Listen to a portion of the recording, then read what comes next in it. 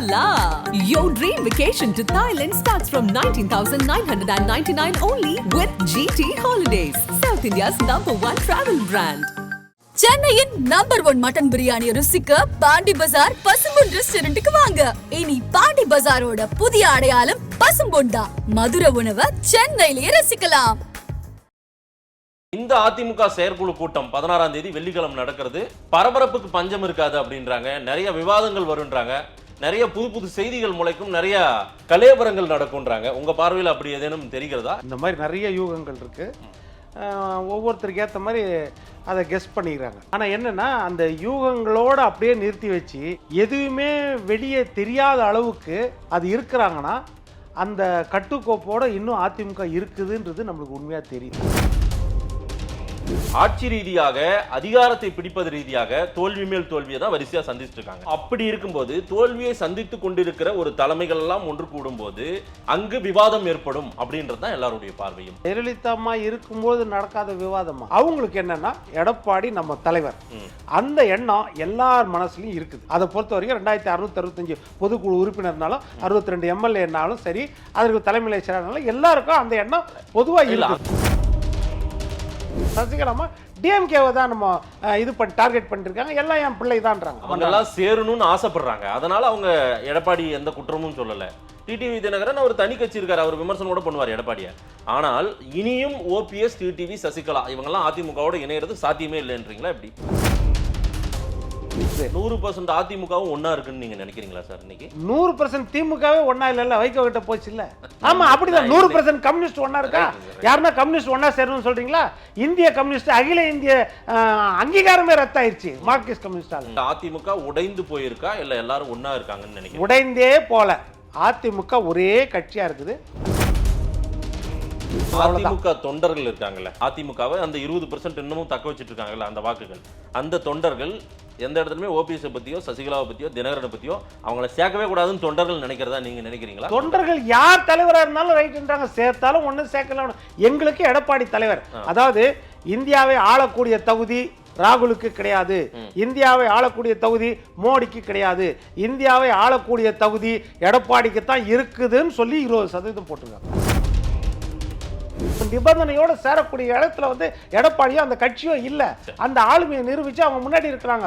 தோல்வி இருக்கலாம், அது இல்லைன்னு சொல்லல. ஆனா ஆளுமையை நிரூபிச்சு ஒரு ஸ்டெப் முன்னாடி போய் எங்கேயோ நிக்கிறாங்க. அந்த நிபந்தனை விதிச்சு சேர வேண்டியது இருந்தால் தேர்தல் நேரத்தில் அதை வெளிப்பட்டிருக்கணும். அதை தான் நான் சொல்ல வரேன். பிஜேபி கூட கூட்டணி வைக்கும் பொழுது நீங்க டிடிவி ஒரு 6-7 இடத்துல நின்றுக்கணும், இவரு ஒரு 6-7 இடத்துல நின்றுக்கணும். 2 பேரும் சேர்ந்து ஒரு 15 இடத்துல நின்று தன்னுடைய ஆதிக்கத்தை நிரூபிச்சு காமிச்சிருக்கணும். எடப்பாடி தலைமையிலான அதிமுக சரிவில் இருக்கா, திமுகவை எதிர்க்கும் வல்லமையோட இருக்குன்னு நீங்க சொல்ல முடியுமா? இன்னைக்கு நிலைமைக்கு எடுத்துட்டா திமுகவை எதிர்க்கிற வல்லமை தாராளமா அதிமுக இருக்குது. ஆனால் திமுக கூட்டணியை எதிர்க்கிற வல்லமை இருக்குதானா? அது இல்லை. ஆதன் தமிழர்களுக்கு வணக்கம். பல்வேறு துறைகளில் ஆக சிறந்த ஆளுமைகளை சந்தித்து நாம் நேர்காணல் எடுத்து வருகிறோம். அந்த வகையில் மீண்டும் நம்மோடு இணைந்திருக்கிறார் அரசியல் விமர்சகர் திரு பொன் வில்சன் அவர்கள். அவரிடம் கேட்பதற்கு நிறைய இருக்குன்னு வாருங்கள், அவரிடமே கேட்போம். வணக்கம் பொன் வில்சன் சார். வணக்கம் மாதேஷ், எப்படி இருக்கீங்க? நல்லா இருக்கேன். அதிமுகவின் அவசர செயற்குழு கூட்டம், ஒரு மாவட்ட செயலாளர் கூட்டத்தையே அனௌன்ஸ் பண்ணாங்க. பட் அதையும் தள்ளி வச்சுட்டு அவசர செயற்குழு கூட்டமா மாத்திட்டு 16ஆம் தேதி நடத்த போறாங்க. வழக்கமான ஒரு செயற்குழு பொதுக்குழு கூட்டம் மாதிரி இந்த கூட்டம் தெரியல சார். காரணம் என்னன்னா, வருஷத்துக்கு 2 முறை இந்த செயற்குழு பொதுக்குழு இதெல்லாம் நடத்துவாங்க. இது ரொம்ப இயர்லியரா வருஷம் தொடக்கத்தில் ஒன்று, வருஷத்துக்கு இறுதியில் ஒன்று நடத்துவாங்க. இது கொஞ்சம் முன்னாடியே நடத்துவதற்கான காரணங்கள் பல குழப்பங்கள், அதே போல தொடர் தோல்விகள், நிறைய பிரச்சனைகள், பிரிந்தவர்கள்லாம் சேரணும்னு சொல்ற அந்த குரல் ஓங்கி ஒலிக்குது. இதனால ரொம்ப இயர்லியரா ஒரு கூட்டம் அப்படின்னு சொல்றாங்க. இந்த அதிமுக செயற்குழு கூட்டம் 16ஆம் தேதி வெள்ளிக்கிழமை நடக்கிறது. பரபரப்புக்கு பஞ்சம் இருக்காது அப்படின்றாங்க. நிறைய விவாதங்கள் வருன்றாங்க. நிறைய புது செய்திகள் முளைக்கும், நிறைய கலேபரங்கள் நடக்கும்ன்றாங்க. உங்க பார்வையில் அப்படி ஏதேனும் தெரிகிறதா நீங்க விசாரித்த வரைக்கும்? இல்லை, நிறைய யூகங்கள், இந்த மாதிரி நிறைய யூகங்கள் இருக்கு. ஒவ்வொருத்தருக்கு ஏற்ற மாதிரி அதை கெஸ் பண்ணிக்கிறாங்க. ஆனால் என்னன்னா, அந்த யூகங்களோடு அப்படியே நிறுத்தி வச்சு எதுவுமே வெளியே தெரியாத அளவுக்கு அது இருக்கிறாங்கன்னா அந்த கட்டுக்கோப்போட இன்னும் அதிமுக இருக்குதுன்றது நம்மளுக்கு உண்மையாக தெரியுது. ஏனென்றால் ஏகப்பட்ட யூகங்கள் இருக்குது. அதில் ஒரு யூகம் என்னென்னா, விவாதம் பண்ணுவாங்க, நிறைய விவாதம் இருக்கும்னு. அது இயற்கை தான். எந்த ஒரு ஜனநாயக கட்சியிலுமே வந்து உள்ளுக்குள்ள விவாதம் நடக்கிறது இயற்கை. ஆனால் என்ன விவாதம் அப்படின்றது இது வரைக்கும் வெளியவே தெரியல. எந்த பக்கம்னாலும் நம்ம எத்தனையோ புலனாய்வு துறையெல்லாம் இருக்குது நம்ம ஊடகங்களை பொறுத்த வரைக்கும். எந்த ஊடகமும் ஆணித்தரமா இதுதான் விவாதம் இதுதான் அப்படின்றத சொல்லவே முடியல. அப்படின்போது யூகமோ காசிப்போ எல்லாரும் விவாதங்களா கொண்டு வந்து இதை விவாதிக்கல. இப்படியெல்லாம் நடக்கும், இந்த ரெண்டு பேரும் விவாதத்துல மோதிப்பாங்க அல்லது இவங்க இந்த விவாதத்தை வலுப்படுத்துவாங்க அப்படின்னு எல்லாம் கடந்த 10 நாட்களா செய்திகள் வருவதற்கான காரணங்கள் யாரோ ஒரு தகவல்கள் கசிய விடுறாங்க. அதை எடுத்து தானே ஊடகங்கள் எல்லாருமே இல்ல இப்படி கசிய விடுறாங்கன்னு ஊடகங்கள் சொல்லிக்கிறாங்க. அந்த மாதிரி யாருமே கசிய விடல. ஊடகங்கள் இதுவரைக்கும் அதிமுகவை பற்றி கடந்த 3 வருடங்களாக சொன்னது எதுவுமே வந்து மெய்ப்பிக்கப்படவே இல்லை. நிறைய விஷயங்கள் பார்த்தோம், நம்ம எதுவுமே மெய்ப்பிக்கப்படவில்லை. ஆனா என்னன்னா அவங்களுடைய வாக்கு வங்கி குறைந்திருக்கிறதான வாக்கு வந்து ஜெயலலிதா அம்மாக்காக மறைந்த பிறகுலேருந்து ஓரளவு குறைந்திருக்கிறது மற்றும் உண்மை. மற்றபடி இன்னும் 2 அமாவாசை தான் எடப்பாடி இருப்பார், இன்னும் 4 அமாவாசை தான் இருப்பார் அப்படின்லாம் சொன்னாங்க. ஆனால் 4.5 வருஷம் அவங்க வெற்றிகரமாக முடிஞ்சது. அதே நேரத்தில் பாராளுமன்ற தேர்தலில் தோல்வியின் போது சட்டமன்ற தேர்தலில் அது பிரதிபலிக்கும்னாங்க. சட்டமன்ற தேர்தலில் 75 தொகுதியில் ஜெயிச்சாங்க, அது பிரதிபலிக்கல. அதே மாதிரி வந்து கடந்த காலங்களில் வந்து எடப்பாடி அவ்வளோதான் முடிஞ்சு போச்சு இதோட அப்படின்ற மாதிரி சொன்னாங்க. இல்லாமல் அவர் வந்து தன்னுடைய ஆதிக்கத்தையும் தன்னுடைய ஆளுமையும் கட்சியில் நிரூபித்து கொண்டிருக்கிறார். எல்லா விஷயத்திலையும் சின்னத்தையும் வாங்கிட்டாரு, தேர்தல் கமிஷன்லையும் சரி, அதே மாதிரி சுப்ரீம் கோர்ட்லையும் சரி, எல்லாத்தையும் வாங்கிட்டாரு, மக்கள் மன்றத்தையும் சந்திச்சிட்டாரு. இன்னொரு பக்கம் பார்த்தீங்கன்னா மத்தியில் இருக்கிற ஆளுங்கட்சி விரோதமாக நடக்குமோ அடிமையாக இருப்பாங்களோ அப்படின்ற பிம்பம்லாம் வந்துச்சு. பிஜேபி கூட உண்மையில் அவங்க பிரியல, அதெல்லாம் சும்மா பேச்சு, 4 நாளில் சேர்ந்துருவாங்க பாருங்கள், 5 நாளில் சேர்ந்துருவாங்க பாருங்கள். நாங்கள் நாடாளுமன்ற தேர்தலில் இல்லைன்னா ஏகப்பட்ட வழக்கு அவர் மேலே வந்துடும், அவர் சிறைக்கு போயிடுவார், அதனால் அவர் பயப்படுவார், உடனே சேர்ந்துருவார். நாங்கள் கடைசி வரைக்கும் சேரல சொன்னதில்லை அப்படின்னு இருந்தாங்க. எப்படி தீர்மானம் நிறைவேற்றினா அதனால அது வந்து நடக்கிறது தான், இல்லைன்னு சொல்ல. இந்த யூகத்தோட சேர்த்து என்னுடைய யூகத்தையும் சேர்த்து வச்சுக்கோங்க மாதிரி. என்னன்னா இப்போ நடந்தது என்னன்னா, இப்போ தொகுதி வாரியாக பிரச்சனையை கேட்டாங்க. தோல்விக்குரிய காரணங்களை எந்த கட்சினாலும் ஆராயணும். அதை ஓப்பனாக ஆராய்ஞ்சாங்க. ஒரு நாளைக்கு 2 தொகுதியை அனுமதி எடுத்து மாத கணக்கில் உட்காந்து ஆராய்ஞ்சாங்க. ஒரு 5 முன்னணி தலைவர்கள் மட்டும் உட்காந்து எல்லார்கிட்டையும் கேட்டு அத்தனை பேர்கிட்டையும் என்னென்ன பிரச்சனை எல்லாம் கேட்டாங்க. அந்த பிரச்சனைகள் எல்லாம் சொல்லியிருப்பாங்க, எல்லாமே நோட்ஸ் எல்லாம் எடுத்தாச்சு. இப்போ என்னன்னா அது முடிஞ்ச உடனடியாக ஒரு அறிவிப்பு பண்ணாங்க. என்னன்னா மாவட்ட செயலாளர்கள் ப்ளஸ் தலைமைநிலை செயலாளர்கள் இந்த கூட்டம் ஒன்று போடலாங்க. அதோட முக்கிய நோக்கம் என்னன்னா ஒவ்வொரு தொகுதி வாரியாக அந்த பிரச்சனைகளை சொன்னாங்க. தொகுதியில் இருக்கிறவங்க வேலை செய்தவங்க வேட்பாளர் முதற்கொண்டு சொன்னாங்க எதனால் தோற்றுறோம் அப்படின்றது. அப்போ அதில் வந்து தொகுதி பிரச்சனையும் இருந்துச்சு, மாநில அளவில் உள்ள பிரச்சனைகளும் சிலது சொல்லியிருப்பாங்க மாநில நிர்வாகிகள். அப்போ மாநில அளவில் உள்ள பிரச்சனையை மாநில நிர்வாகிகிட்ட தான் கன்சல்ட் பண்ணணும். தொகுதி பிரச்சனையை மாவட்ட செயலாளர்கள் சொல்லிட்டாங்க, அந்தந்த பகுதி செயலாளர்கள் சொல்லிட்டு இருப்பாங்க, வட்டார தலைவர்கள் உள்ளூர் தலைவர்கள் எல்லாம் சொல்லியிருப்பாங்க. இப்போ இந்த மாநில அளவில் நடந்த பிரச்சனைகளை யார்கிட்ட ஷேர் பண்ணணும்னா அவங்க மாவட்ட செயலாளர் ப்ளஸ் தலைமையில செயலாளர் யோசிச்சுட்டு அடுத்த நாளே என்ன சொல்லிட்டாங்க, வேண்டாம். ஏன்னா இதில் வந்து முன்னாள் எம்எல்ஏக்கள், முன்னாள் எம்பிக்கள், முன்னாள் அமைச்சர்கள் எல்லாரும் வர மாதிரி இருக்கணும். அப்போ எல்லார்கிட்டையும் டிஸ்கஸ் பண்ணணும். அப்போ அவங்களுடைய கருத்துக்கெல்லாம் கேட்கணும். ஒட்டுமொத்தமாக மாநில அளவில் எதில் குறைபாடு, ஒன்று கூட்டணி குறைபாடா, இல்லைன்னா செயல்பாடுகளில் குறைபாடா, இல்லைன்னா உண்மையிலேயே வந்து நம்ம தொண்டர்கள் வேலை செய்யலையா, இல்லை விலை போய்விட்டார்கள், இது மாதிரி நிறைய விஷயம் டிஸ்கஸ் பண்ணி. இது எல்லா கட்சியிலையும் பொதுக்குழு செயற்குழு கூடும்போது விவாதிக்கப்படுறது சார். அதுவும் அம்மையார் ஜெயலலிதா கலைஞர் காலத்துலலாம் அவங்க ஏற்கனவே ப்ரிப்பேர் பண்ணிட்டு வந்துருவாங்க, வாசிப்பு மட்டும்தான் நடக்கும். ஆனால் எடப்பாடி காலத்திலும் அப்படி நடக்குமான்றதான் கேள்வி. ஏன்னால் எடப்பாடி தலைமைக்கு பிறகாக அந்த கட்சி வெற்றி மேல் வெற்றி பெறவில்லை, ஆனால் பிரச்சனைகள்ல இருந்து பல விஷயங்கள்ல நீதிமன்றம் வாயிலாக வெற்றி பெற்றிருக்காங்க. ஆட்சி ரீதியாக அதிகாரத்தை பிடிப்பது ரீதியாக தோல்வி மேல் தோல்வியை தான் வரிசையா சந்திச்சுட்டு இருக்காங்க. ஸோ அப்படி இருக்கும்போது தோல்வியை சந்தித்து கொண்டிருக்கிற ஒரு தலைமைகள் எல்லாம் ஒன்று கூடும்போது அங்கு விவாதம் ஏற்படும் அப்படின்றது தான் எல்லாருடைய பார்வையும். அங்கு வாத பிரதிவாதங்கள் நடக்கும். ஜெயலலிதா அம்மா இருக்கும்போது நடக்காத விவாதமா எவ்வளவோ நடந்துச்சு. இல்ல அம்மையார் ஜெயலலிதா துணிஞ்சு யாரும் பேசல, அதெல்லாம் நிறைய பேர் பேசினாங்க. நிறைய பேர் அந்த மாதிரி நல்ல சுதந்திரம் கொடுத்தாங்க, அந்த அளவுக்கு பேசினாங்க. அது வந்து உள்ளுக்குள்ள இருந்தவங்க பேசிட்டு வெளியே வந்து சொன்னாங்க, பொது வெளிக்கு வராது, உள்ளுக்குள்ளேயே டிஸ்கஸ் பண்ணது உள்ளுக்குள்ளதான். அதே மாதிரி தான் கலைஞர் காலத்திலயும் சரி, கலைஞர் காலத்திலயும் மிகப்பெரிய ஜாம்புவான்க ஒவ்வொரு மாவட்டத்திலும் இருப்பாங்க. குறுநில அவங்க கலைஞர்கிட்ட நேரடி விவாதம் பண்ணுவாங்க. நேரடி விவாதம் பண்ணுவாங்க. ஆனா கட்சியை விட்டு கொடுக்க மாட்டாங்க. நேரடி விவாதம் இருக்கு. அது போல விவாதங்கள் இருக்கும். நீங்க சொல்றது கண்டிப்பா இருக்கும். ஒருத்தர் திட்டுறது கூட இருக்கும். இவர் வந்து ஒழுங்கா வேலை செய்யல, அந்த பிரச்சனை எல்லாம் இருக்கும். ஆனா அதெல்லாம் மீறி அவங்களுக்கு என்னன்னா எடப்பாடி நம்ம தலைவர், அந்த எண்ணம் எல்லார் மனசுலயும் இருக்குது.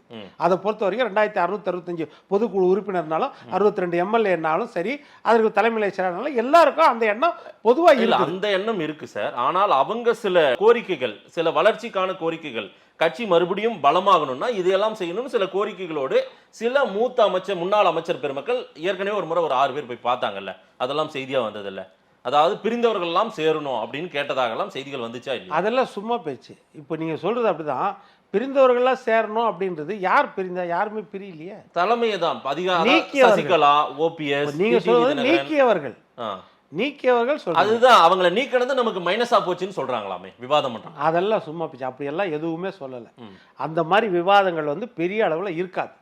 அதுதான் யாராவது 1-2 பேர் வந்து இதை பற்றி யோசிக்கலாமான்னு கூட சொல்லியிருக்கலாம். ஆனா வந்து அது பெரிய விவாதத்துக்கு வரல அப்படின்றத நம்ம கேள்விப்பட்டது. பெரிய அளவு விவாதத்துக்கு வரல. ஆனா வந்து அவங்க சேர்க்கணுமா சேர்க்க வேணான்றது காலம்தான் முடிவு பண்ணும். அது ஊடகத்தில் உட்காந்து விவாதிச்சு பண்ணி அவங்க போய் நீதிமன்றத்தில் வழக்கு போட்டு இந்த கட்சி சின்னத்தையே முடக்குவேன்னு சொல்லி அதெல்லாம் செய்தெல்லாம் வந்து கட்சியில வந்து கடந்த காலம் ஒரு வருஷத்துக்கு முன்னாடி இருந்த நிலையும் திரு சி வி சண்முகம் அவர்களுடைய பேச்சுல இருந்து நான் எடுத்துக்கிறேன். பல கூட்டங்கள் நடக்குது. கட்சி ரீதியாக கட்சி எப்படி பலப்படுத்தணும்லாம் பேசுறாரு. எந்த இடத்துலயுமே சசிகலாவை அட்டாக் பண்றதோ, ஓபிஎஸ் அட்டாக் பண்றதோ இதெல்லாம் சுத்தமாவே அவர் விட்டாரு. நேரடியாக டிஎம்கே அட்டாக் பண்றாரு, அதாவது அரசியல் ரீதியாக அட்டாக் பண்றாரு. அது மட்டும் தான் நடக்குது. ஸோ அந்த இடத்துல ஒரு சாஃப்டா அணுகிறாரோ சசிகலாவோ, ஓபிஎஸ், குறிப்பா ஓபிஎஸ்ஐ சில நாட்களுக்கு முன்னாடி சி வி சண்முகம் ரொம்ப எதுவுமே பேசாம கடந்துட்டு போறாரு. ஒரு விவாதம் நடந்துட்டு இருக்கு, இந்த 6 பேர் போய் பார்த்துட்டு வந்தாங்கன்ற போது திடீர்னு ஓபிஎஸ் வந்து சி வி சண்முகம் ரொம்ப நல்லவர் அவரு அப்படின்னு அவருக்கு ஒரு பட்டம்லாம் கொடுக்குறாரு. இந்த சாஃப்ட் அணுகுமுறை தான் திரைமறைவில் ஏதோ நடக்குது போல அப்படின்னு பலரும் பார்க்குறாங்களே. அதான் இப்போ இதே ஓபிஎஸ் இன்னும் கொஞ்ச நாள்ல மாற்றி சொன்னாலும் சொல்லுவார். ஆமாம் அந்த நேரத்தில் சொல்ல முடியாது. நம்மளுக்கு என்னன்னா கட்சி ஒரு பக்கம் இருக்குது. அது எந்த தலைவர்னா இருக்கட்டும், ஒரு தலைவர் இருக்கிறார், உருவாயிடுச்சு. இப்போ இந்தியாவை பொறுத்த வரைக்கும் என்னன்னா பொதுவாக ஒரு மனநிலை, மக்கள் மனநிலை, நான் அடிக்கடி சொல்லுறது அதுதான். அதான் நம்ம வந்து அந்த அடிமைத்தன ஆட்சி காலத்தில் இருந்தோம். மன்னர் ஆட்சி, முடியாட்சி, குடியாட்சி மாறல. நம்ம அந்த முடியாட்சியில் தான் இருந்தோம். அப்படி இருக்கும்போது எந்த கட்சியாக இருந்தாலும் சரி, இந்தியாவை பொறுத்த வரைக்கும் ஒரு மக்கள் மனநிலை சைக்கலாஜிக்கலாக ஒன்று இருக்குது. என்னன்னா ஒன்று அந்த குடும்பத்திலேருந்து வந்தால் சரி, குடும்ப ஆட்சி வந்தால் ஏற்றுக்குவாங்க, இல்லைன்னா வாரிசு அடையாளம் காட்டினா ஏற்றுக்குவாங்க. அப்படி தான். இப்போ நம்ம ஸ்டாலின் தான் உழைச்சவர், நம்ம ரொம்ப காலம் இருந்தவர்னு நம்ம சொன்னோம், எல்லா பக்கமும் பேசுவோம். ஏன்னா கலைஞர் வந்து அவரோட வாரிசுன்னு நம்ம சொல்ல முடியாது ஸ்டாலினை. ஏனென்றால் ரொம்ப காலம் உழைச்சிட்டு இருந்தவர், கீழ்மட்டத்திலேருந்து உழைச்சி வந்தவர் அப்படின்னு நம்ம சொல்லுவோம். உதயநிதி அப்படி சொல்ல முடியுமா? சொல்ல முடியாது. ஆனால் எல்லாரும் ஏற்றுக்குவாங்க. எதுவும் பெரிய விவாத பொருளாகாது. ஒருவேளை இன்ப நிதியை கொண்டு வந்துட்டாலும் இப்பவே அதையும் எல்லாரும் ஏற்றுக்குவாங்க.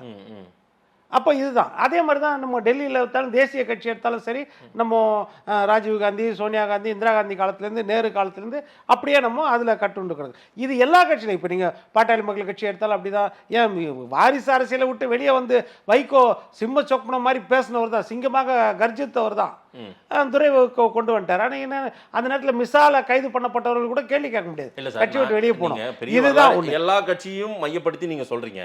நான் என்ற அதிமுகவின் தொடர்ச்சியான தோல்விகள் உண்மையிலேயே அதிமுக தொண்டர்களை அது ஜீரணிக்க வைக்குது. அந்த விஷயம் அங்க இருக்கிற தலைமைகள், வேறு சில முக்கியமான மூத்த தலைவர்கள்லாம் இருக்காங்களா, அவங்கெல்லாம் என்னங்க எடப்பாடி பரவாயில்லைங்க, அவர் என்னங்க பண்ணுவாரு, அவரும் போராடுறாரு, நம்ம ஜெயிக்க முடியலங்க, அப்படியா பேசிட்டு இருக்காங்க அதிமுகக்குள்ளார்? சொல்லுங்க பார்க்கலாம். இல்லை நான் என்ன சொல்றேன், ஒரு ஆளுமை, மிகப்பெரிய ஆளுமை மறைந்த பிறகு வாரிசு அடையாளம் படுத்தாத ஒரு காலத்தால ஒரு தலைமை வந்து நின்றா இந்த மாதிரி கேள்வி வரும். அந்த இடத்துல ஓபிஎஸ் இருந்தாலும் இப்படிதான் வரும், அந்த இடத்துல சசிகலா இருந்தாலும் இப்படிதான் வரும்.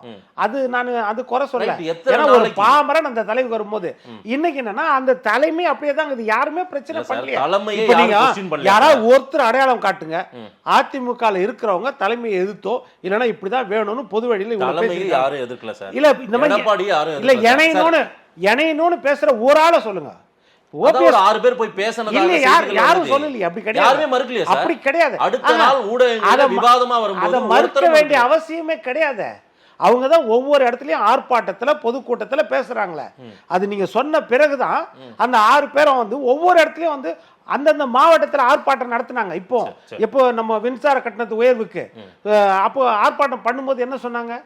எங்களுடைய தலைவர் வந்து எடப்பாடி பழனிசாமி தான், அவர் தான் முதலமைச்சர், அடுத்த முதலமைச்சர், நாங்கள் கோட்டையில் உட்காருவோம் தான் சொல்கிறாங்க ஒழிய அங்கே கூட்டணியில் சேரணும்லாம் யாருமே சொல்லலை.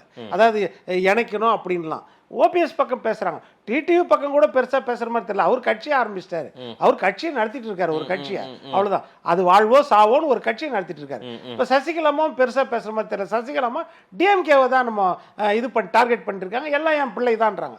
அவங்க போகிற இடத்துலலாம் கூட வேற யாரையும் விமர்சிக்கிறது இல்லை, தன்னுடைய கட்சி சார்ந்தவங்களை யாரையும் பெருசாக விமர்சிக்கிறது இல்லை. திமுகவை டார்கெட் பண்ணி திமுகவின் ஆட்சி தான் மோசமான ஆட்சி அப்படின்னு தான் விமர்சனம் எல்லாம் சேரணும்னு ஆசைப்படுறாங்க. அதனால அவங்க எடப்பாடி எந்த குற்றமும் சொல்லல. டிடிவி தினகரன் அவர் தனி கட்சி இருக்காரு, அவர் விமர்சனம் கூட பண்ணுவார் எடப்பாடியை.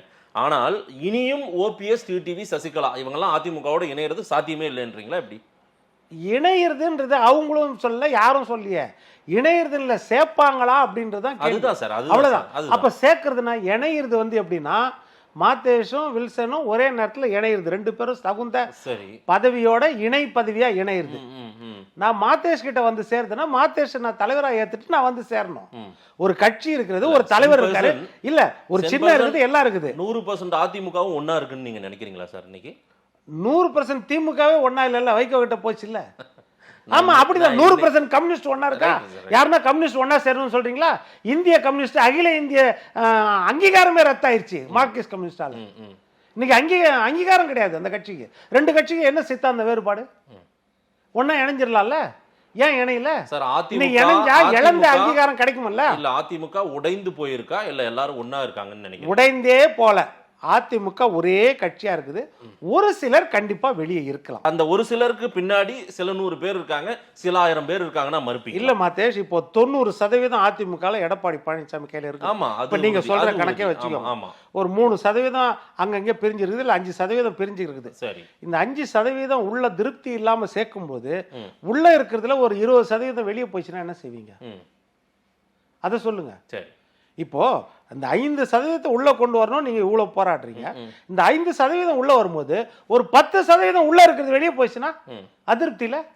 அப்போ எந்த பாதையில நீங்க பயணிக்கணும்னா, ஒண்ணு இந்த தொண்டர்கள் எல்லாருமே திருப்தியா இருந்து ஆமாம் இது நியாயம்தான், இந்த வெளியே இருக்கிறவங்கள சேர்க்கணும், நம்ம தலைமையை ஏத்துட்டாது அவங்க வந்து வருத்தம் தெரிவிச்சாலாவது சேர்க்கணும் அப்படின்ற கட்டத்துக்கு எல்லாரும் ஓரளவுக்கு திருப்தியான பிறகு, அட்லீஸ்ட் ஒரு 90% திருப்தியானால் இணைஞ்சா வேற விஷயம்.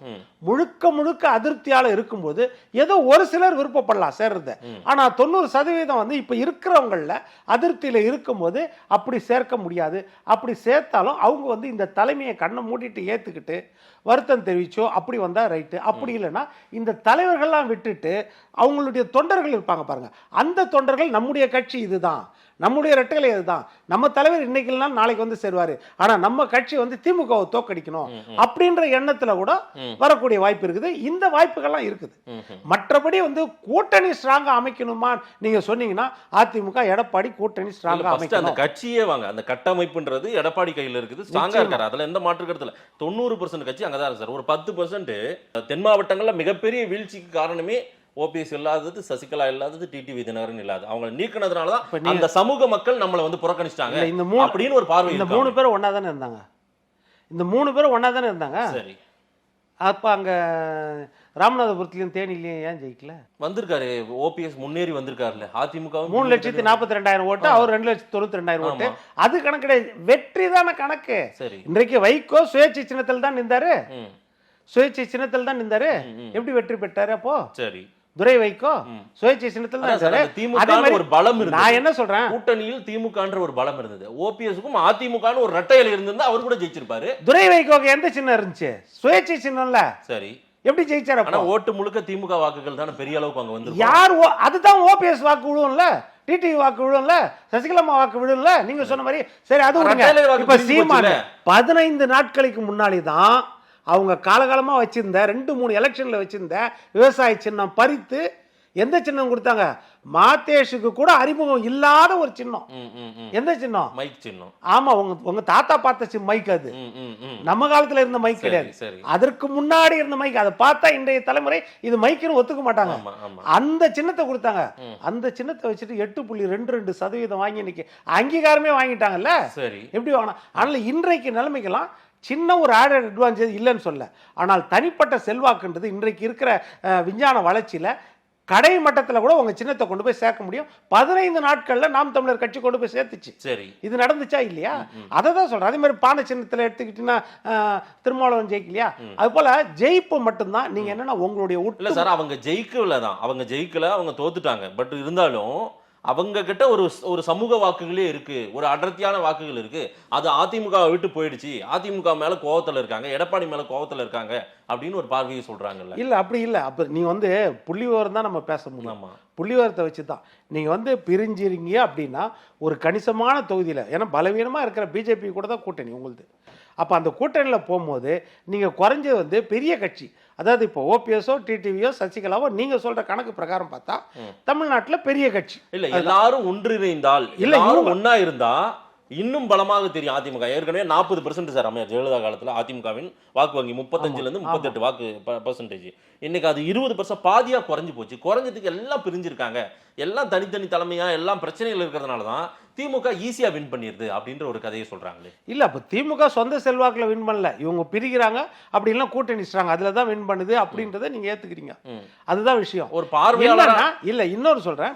கடந்த புள்ளிவர வலுவான அதிமுக இல்லன்றாங்க சார். 2019ல 53% திமுக கூட்டணி வாங்கினது. ஆமா, பாராளுமன்ற. அதே 2 வருஷம் 2021ல சட்டமன்ற தேர்தலை சந்திக்கிறாங்க. அதிமுக சைடு என்னென்ன மைனஸ் இருந்த கூட்டணியில் தேமுதிக வெளியே போயிருச்சு, அது ஒன்று. ரெண்டாவது, பிஜேபி இங்கே பிடிக்காது, பிஜேபி கூட்டணியில் தான் இருக்கிறாங்க. மூன்றாவது, மிகப்பெரிய ஆளுமையான ஜெயலலிதா அம்மா இல்லை. நாலாவது, கட்சிக்குள்ளே இருக்கிற நெருடலோடு இருக்கிற இரட்டை தலைமை. இத்தனையும் தாண்டி இதற்கு மேல ஒரு பெரிய ஒரு விஷயம் எதிர்ப்பு இருந்துச்சு அதிமுக. 10 வருட ஆன்டி இன்கம்பன்சி, 10 வருட அதிமுக ஆட்சியின் மேல மக்களுக்கு இயற்கையா ஒரு அதிருப்தி இருக்கும். எந்த ஆட்சி மேல எவ்வளவு செய்திருந்தாலும் சரி ஒரு மாற்றத்தை விரும்புவாங்க. இத்தனை மைனஸும் சட்டமன்ற தேர்தலில் இருக்கும்போது எடப்பாடியா ஸ்டாலினான்ற போது 30% 2019 வாங்கின அதிமுக கூட்டணி 40% வாங்குது, 75 இடத்துல ஜெயிக்குது. அதே திமுக இன்டாக்ட் கூட்டணி, சேம் கூட்டணி. இதுலயே தேமுதிக வெளியே போச்சு. திமுக கூட்டணியில் அப்படியே இருந்துச்சு அந்த கட்சிகள். அவங்க 53 வாங்கினது 46 வாங்கினாங்க, 53.5 வாங்கினது 46 வாங்கினாங்க, -8. அதே அதிமுக கூட்டணியில் +10.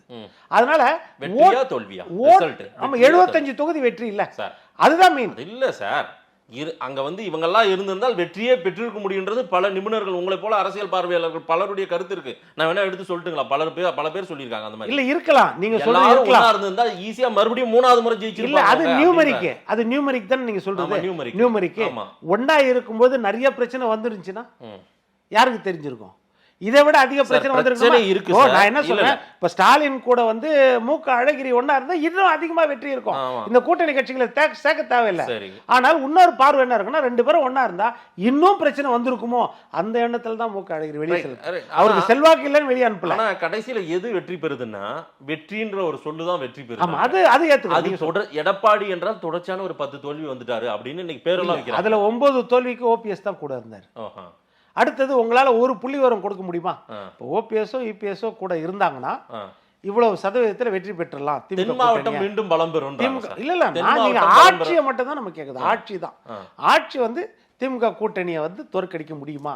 அப்படி கிடையாது. ஆனா இவங்களுக்குள்ள என்ன இருக்குதுன்னா, எல்லாருமே தலைவர்கள். நம்ம பிராங்கா பேசணும்னு பேசலாம். தொண்டர்கள் சேரல.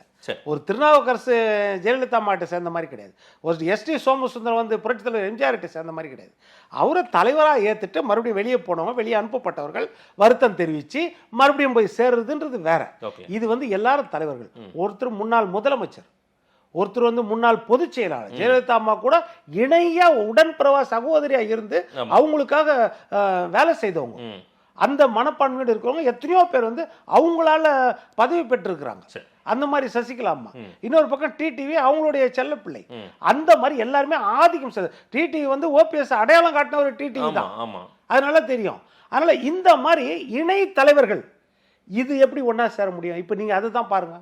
இந்த மாதிரி யதார்த்தத்துல நடைமுறையில நம்ம யோசிக்கணும். நம்ம சேரணும் சொன்னோம். சேராமல் இருந்தால் கிடைக்கிற குழப்பத்தை விட பலவீனத்தை விட சேர்ந்தால் அதிக பலவீனம் இருக்கக்கூடிய வாய்ப்பு இருக்குதுன்னு எல்லாரும் நினைக்கிறாங்க. அதுதான் ஒரு பிரச்சனை. நம்ம இல்லைன்னா அவங்க சேரக்கூடாதுன்னு சொல்லல. நம்மளுக்குள் நடப்பது என்னன்னா, எடப்பாடி தலைமையை எல்லாரும் ஏத்துக்கிறாங்க. நீங்க தான் தலைமை, நீங்க தான் முதலமைச்சர் வேட்பாளர், இதெல்லாம் ஓகே தான். ஆனால் பிரிந்தவர்கள்லாம் நம்ம சேர்த்தால் மட்டும்தான் வெற்றின்றத ஒண்ணு சாத்தியப்படுத்த முடியும் அப்படின்ற ஒரு குரல் எழுந்துருச்சு அதிமுகவுக்குள்ள. இப்ப ரொம்ப ஓங்கி ஒலிக்குது அது அப்படின்றாங்களே சார். இயற்கையா எல்லாருக்கும் அந்த மணல்ல இருக்கும்.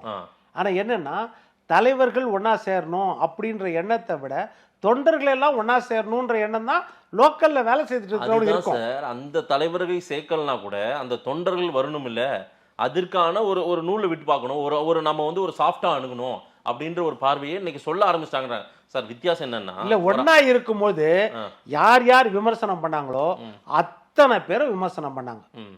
யாரு நம்ம ஓபிஎஸ்ஸையும் இபிஎஸ்ஸும் மனம் மாறி இரட்டை தலைமை சொல்லும்போது இன்றைக்கு விமர்சனம் பண்ற அத்தனை பேரும் விமர்சனம் பண்ணாங்க. ஆஹா, இரட்டை சகோதரர்கள் மருது சகோதரர்கள் மாதிரி ஒன்னா இருக்கிறாங்கன்னு யாருன்னா பாராட்டினாங்களா?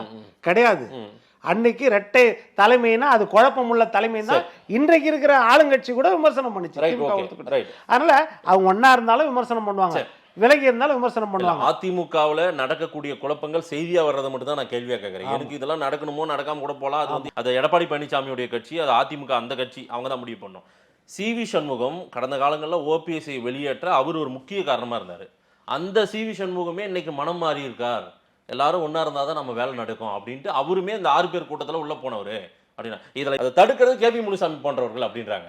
ஏற்கனவே கேபி முனுசாமிக்கு சிவி சண்முகம் வேலை ஆகாது. இதெல்லாம் இந்த செயற்குழுல அவங்க முட்டிக்கொண்டாங்க. யூகத்துல பேசுறது தான். இப்ப நீங்க சிவி சண்முகம் சொல்றீங்க. சிவி சண்முகம் தான் 2665 பொதுக்குழு உறுப்பினர் செயற்குழு உறுப்பினர் கட்டுப்பாட்டில் வச்சிருக்காரா? 62 எம்எல்ஏக்கள் அவர் தான் கட்டுப்பாட்டில் வச்சிருக்காரா? மாவட்ட 85 தலைமை நிலைய செயலாளர்கள் அவரா கட்டுப்பாட்டில் வச்சிருக்காரு? அப்போ அவரா வந்து ஓபிஎஸ் நீக்கணும்னு சொன்னாரு? இவங்க ஒட்டு மொத்தமா சேர்ந்து தானே அன்னைக்கு தீர்மானம் 23 ஜூன் 2022 அந்த தீர்மானம் நிறைவேற்றி. கதை இது வந்து நம்ம இப்போ ஒரு வெற்றின்னு ஒண்ணு சாத்தியமா இல்ல. நீங்க ஓபிஎஸ் நீக்கிறதுக்கு சொன்னீங்க. ஆமா, அது பழைய கதை. சண்முகம் தான் காரணம். ரீஎன்ட்ரி கொடுத்தே ஆகணும். இவங்கெல்லாம் இருந்தாதான் நம்ம பலம் பெறுவோம் அப்படின்னு அதே சிவி சண்முகம் உள்ளிட்ட பலர் பேச இல்லையா? எங்கேயும் பேசலையா அந்த மாதிரி? எங்க ஒரு ஆதாரம் காட்ட? செயற்குழுல பேசுவாங்களே பேச. அதுதான் நான் சொல்றேன். செயற்குழுல பேசுறது வந்து நீங்க இப்ப நம்ம உட்காந்து தொலைக்காட்சி இப்ப நம்ம பேசிட்டு இருக்கோம். இந்த பேச்சை முடிச்சுட்டு ஆஃப் ரெக்கார்ட் நம்ம பேசும்போது எத்தனையோ பேசுவோம். அதை ரெக்கார்ட் பண்ண முடியுமா? முடியாது. அது வேற விஷயம். ஆனா நம்முடைய உள்ளத்துல இருக்கிறது இப்ப பேசுறது தான். இப்ப என்ன பேசுறோம் அதுதான். மற்றபடி வெளியே வந்து எதை வேணாலும் பேசுவோம். ஆனா அது வந்து உள்ளத்துல இருக்கிறத பேசுறது இல்ல, யதார்த்தமா சும்மா பேசுறது. அதிமுக தொண்டர்கள் இருக்காங்கல்ல, இன்னைக்கு ஓட்டு போட்டிருக்காங்களே, இவ்வளவு பெரிய ஓட்டு போட்டு அதிமுகவை அந்த 20% இன்னமும் தக்க வச்சிட்டு இருக்காங்கல்ல அந்த வாக்குகள், அந்த தொண்டர்கள் எந்த இடத்துலயுமே ஓபிஎஸ் பத்தியோ சசிகலாவை பத்தியோ தினகரனை பத்தியோ அவங்கள சேர்க்கவே கூடாதுன்னு தொண்டர்கள் நினைக்கிறதா நீங்க நினைக்கிறீங்களா? அப்படிதான் இருக்காங்கன்னு நினைக்கிறீங்களா? தொண்டர்கள் யார் தலைவரா இருந்தாலும் ரைட்ன்றாங்க. சேர்த்தாலும் ஒண்ணு சேர்க்கலாம். எங்களுக்கு எடப்பாடி தலைவர், அதாவது இந்தியாவை ஆளக்கூடிய தகுதி ராகுலுக்கு கிடையாது, இந்தியாவை ஆளக்கூடிய தகுதி மோடிக்கு கிடையாது, இந்தியாவை ஆளக்கூடிய தகுதி எடப்பாடிக்கு தான் இருக்குதுன்னு சொல்லி 20% போட்டிருக்காங்க. கரெக்டா இல்லையா? சரி சரி. இப்ப அந்த 20% போட்ட ஓட்டு யாருக்கு போட்டாங்க? எடப்பாடி இந்தியாவை ஆள வேண்டும் அந்த ஓட்டு தானே அது. அப்புறம் நம்ம அதுல போய் நம்ம வேற என்ன பேச? அதனால அவங்க சேர்த்தாலும் அவங்களுக்கு ஒண்ணுதான். அவங்களுக்கு எப்படின்னா எடப்பாடி தலைமைன்னு ஒரு தலைமை இருக்குது, அந்த தலைமை பிடிக்குது. அந்த இடத்துல ஓபிஎஸ் இருந்திருந்தாலும் விருப்பப்பட்டிருப்பாங்க, அது தவறு கிடையாது. ஓபிஎஸ் அந்த இடத்துல அதே ஆளுமையோடு இருந்தாலும் விருப்பப்பட்டிருப்பாங்க. மக்களை பொறுத்த வரைக்கும் இவங்களுக்கு வந்து முதல் பாசம் புரட்சி தலைவர் எம்ஜிஆர், அடுத்த பாசம் ஜெயலலிதா அம்மா, மூன்றாவது பாசம் இவர்களுக்கு இரட்டை இலை அந்த கட்சி கொடி. அந்த கொடியும் கட்சி சின்னத்தையும் கட்சியை யார் காப்பாத்துறாங்க? இன்றைக்கு எடப்பாடி ஆளுமை, இவர் காப்பாத்துறாரு. இவர் திமுகவை வீராபேசமா பேசுறாரு. இன்றைக்கு பார்த்தீங்கன்னா பிஜேபியும் பேசுறாரு, பிஜேபியும் விமர்சனம் பண்ணி பேசுறாரு. அப்படி இருக்கும்போது நம்ம கட்சியை காப்பாற்றக்கூடிய ஒரு தலைமை இருக்குது அப்படிங்கும்போது அவங்க அந்த தலைமை பின்னாடி நிற்கிறாங்க. அந்த தலைமை எந்த ஆளுமையா இருக்கலாம், நம்ம மாத்தேஷோ நானோ நிர்ணயிக்க முடியாது, அது எடப்பாடி தான் அப்படின்றது இன்றைக்கு நம்ம கண்ணுக்கு தெரியுது. எடப்பாடி அந்த ஆளுமையோட நிற்கிறாரு அப்படின்றது தெரியுது. நம்ம இதுக்கு முன்னாடி ஓபிஎஸ் நம்ம பேசியிருப்போம்ல பாராட்டி, ஓபிஎஸ் முதல் சசிகலா 3வது முறையா வைக்கும் போது இதே இடத்துல நம்ம ஓபிஎஸ் பாராட்டி தான் பேசியிருப்போம். அந்த ஜல்லிக்கட்டு பிரச்சனை அப்பெல்லாம் ஓபிஎஸ் அதிமுக தலைமை, அதிமுகவினுடைய முதலமைச்சர் வேட்பாளர், அதிமுகவினுடைய பொதுச் செயலாளர் எல்லாமே எடப்பாடி தான். அதுக்கு எந்த பிரச்சனையும் இல்லை. ஆனால் பிரிந்தவர்கள் சேரணும்ன்ற ஒரு குரல் ஓங்கி ஒலிக்குதுன்ற அந்த விவாதம் இருக்குமா இருக்காதா? பிரிஞ்சவர்கள் சிக்கல் இல்லாம சேர்ந்தால் அந்த விவாதம் இருக்காது. பிரிஞ்சவர்கள் சிக்கலோட சேர்ந்தால், நிபந்தனையோட சேர்ந்தால் அந்த விவாதம் இருக்கும். அதுதான் சொல்ல வரேன். அவர்கள் நிபந்தனை இல்லாமையும் சேர முடியாது, நிபந்தனையை வைத்துட்டும் சேர வழி கிடையாது. ரெண்டுமே இருக்குது இல்லையா? நிச்சயமா சேர, அது எனக்கு தெரிஞ்சு இன்றைய காலத்துல சேர வாய்ப்பே கிடையாது. நாளைக்கு காலம் மாறினால் சேரக்கூடிய வாய்ப்பு இருக்கலாம். இன்றைய நிலைமையில பாத்தீங்கன்னா நிபந்தனைகளோட தொலைக்காட்சி விவாதத்துல உட்கார்ந்து வெறும் வெறுப்பு பேச்சை பேசி இணையறதுக்கு வாய்ப்பே கிடையாது. ஏனென்றால் எல்லாருமே இணை தலைவர்கள். அவங்க ஆளுமையை வேணா நிரூபிக்காம இருக்கலாம், இணை தலைவர்கள் தான் எல்லாருமே. அதனால அந்த இணை தலைவர்கள் நிபந்தனை இல்லாம சேர முடியாது. ஆனால் அந்த நிபந்தனையோட சேரக்கூடிய இடத்துல வந்து எடப்பாடியோ அந்த கட்சியோ இல்ல. அந்த ஆளுமையை நிரூபிச்சு அவங்க முன்னாடி இருக்கிறாங்க. தோல்வி இருக்கலாம், அது இல்லைன்னு சொல்லல, தோல்வி தான் கண்டிருக்காங்க, இல்லைன்னு சொல்லல. ஆனா ஆளுமையை நிரூபிச்சு ஒரு ஸ்டெப் முன்னாடி போய் எங்கேயோ நிக்கிறாங்க. இப்ப வந்து நீங்க நிபந்தனையை விதிச்சு எல்லாம் சேர முடியாது. அந்த நிபந்தனையை விதிச்சு சேர வேண்டியது இருந்தால் தேர்தல் நேரத்தில் அது வெளிப்பட்டிருக்கணும். அதை தான் நான் சொல்ல வரேன். பிஜேபி கூட கூட்டணி வைக்கும் பொழுது நீங்க டிடிவி ஒரு 6-7 இடத்துல நின்றுக்கணும், இவரு ஒரு 6-7 இடத்துல நின்றுக்கணும், 2 பேரும் சேர்ந்து ஒரு 15 இடத்துல நின்று தன்னுடைய ஆதிக்கத்தை நிரூபிச்சு காமிச்சிருக்கணும். அதற்கு பிறகு அந்த இணையோட நிபந்தனையோட நீங்க சேரலாம். இன்றைக்கு நிலைமைக்கு நிபந்தனை இல்லாம நீங்க நம்ம கட்சி நல்லா இருக்கணும், அந்த ஒரு அகண்ட பார்வையோடு சேரணும்னா மனசுல வருத்தம் இருக்கத்தான் தெரியும். நம்ம கடந்த காலங்களில் எப்பேற்பட்ட தலைமையில இருந்தோம் அப்படின்றது வருத்தம் இருக்கத்தான் செய்யும். அதையெல்லாம் கடந்து ஒருவர் நிக்கிறாருன்னா மற்றவர்கள் விட்டு கொடுத்து தான் நீங்க போய் சேரணும். ஏனென்றால் மொரார்ஜி தேசாய் நிக்கலையா இந்திரா காந்திக்கு பின்னாடி? மொரார்ஜி தேசாய் எப்பேற்பட்ட தலைவர். காமராஜர் அடையாளம் காட்டணும்னு இந்திரா காந்தி பின்னாடி மொரார்ஜி தேசாய் நிக்கலையா? சத்தியமூர்த்தி காமராஜர் பின்னாடி நிக்கலையா? உதாரணங்கள் நிறைய இருக்குது. அதனால கட்சி நல்லா இருக்கணும்னா அந்த நிலைமைக்கு மாறக்கூடிய வாய்ப்பு. ஏன்னா எதிர்காலத்தில் கட்சி மாறலாம். எதிர்காலத்தில் வந்து எடப்பாடி இல்லாம இன்னொரு தலைமை கூட நீங்க யோசிக்கலாம், அது வேற விஷயம். ஆனால் இன்றைக்கு எடப்பாடின்ற ஆளுமை வந்து மிகப்பெரிய ஆளுமையா எல்லாத்தையும் செய்துட்டு இருக்காரு. எடப்பாடி தலைமையிலான அதிமுக சரிவில் இருக்கா, திமுகவை எதிர்க்கும் வல்லமையோட இருக்குன்னு நீங்க சொல்ல முடியுமா? இன்னைக்கு நிலைமைக்கு எடுத்துட்டா திமுகவை எதிர்க்கிற வல்லமை தாராளமா அதிமுக இருக்குது. ஆனால் திமுக கூட்டணியை எதிர்க்கிற வல்லமை இருக்குதான்னா அது இல்லை. திமுக தனியா இருந்தா ஈஸியா, அதனாலதான் அந்த கூட்டணி எப்படியாவது உடைச்சு இந்த பக்கம் கொண்டு வந்துருன்னு பாக்குறாரு எடப்பாடி. கூட்டணி உடையுன்றது அதுதானே அரசியல். கூட்டணி உடையிறதான அரசியல் இல்லைங்க. அந்த பக்கம் யாராவது சாஃப்டா அன்னைக்கு பேசணும், யாருமே பேசலையே அவங்க கூட. இல்ல இது இன்னும் காலம் இருக்கு, இன்னும் 18 மாசம் யாராவது சின்னதா கூட எடப்பாடியை பாராட்டி யாருமே பேச மாட்டாங்களே. அதெல்லாம் வந்து பரவாயில்லைங்க, இந்த போராட்டத்தை அவர் கையில் எடுக்கிறாங்க. இல்லைங்க எதிர்க்கட்சி தலைவரா அவருடைய போராட்டத்தை பண்றாங்க அப்படின்னு ஒருத்தர் கூட பேசல. நிறைய இப்போ நீங்க போராட்டம் பாத்தீங்கன்னா ஊடகங்கள் வந்து வெளிச்சம் போட்டு காட்டுறது வேற விஷயம். அதே பிஜேபியில இருந்து வெளியே வந்தோடனே வாழ்த்து தெரிவிச்சா திருமாவளவன், அதே மாதிரி தான் திருமாவளவன் கடந்த காலங்கள்லயும் சொன்னாரு, இந்த மாதிரி உங்க தலைமைக்கு வாழ்த்துன்னு. உச்சநீதிமன்றத்தில் தீர்ப்பு வந்தோன்னு வாழ்த்து சொன்னாங்க எல்லாருமே, வைக்கம் முதற்கொண்டு. அதனால இதெல்லாம் இணக்கமா நடக்கும்.